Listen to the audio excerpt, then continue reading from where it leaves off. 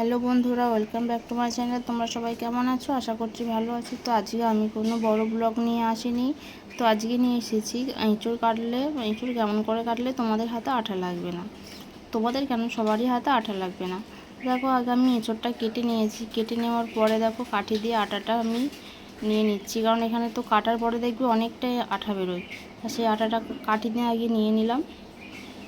আর দেখো ওই পাশে দেখো বাটিতে জল নিয়েছি। আর তো বাটিতে জল নিয়েছি, আর দিকে এখনও অর্ধেকটা আছে। আজকে একটাই কাটবো, তো তাই একটাতেই আটাটা তুলে নিচ্ছি। তো তারপরে দেখো আমি কেটে জলে দিয়ে রেখে দিয়েছি।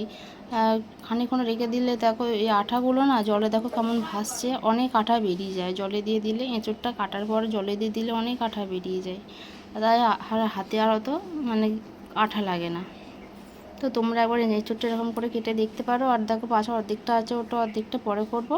তো তারপরে তো এঁচোড়টা আমার কাটা হয়ে গেছে, বড় বড় পিস করেই কেটেছি। তো এঁচোড় তো খেতে বেশি ভালো লাগে, তাই এঁচোড়টা বেশি দেবো, আর একটা মাত্র আলু দেবো। তো আমার হাতে কোনো আঠাই লাগেনি।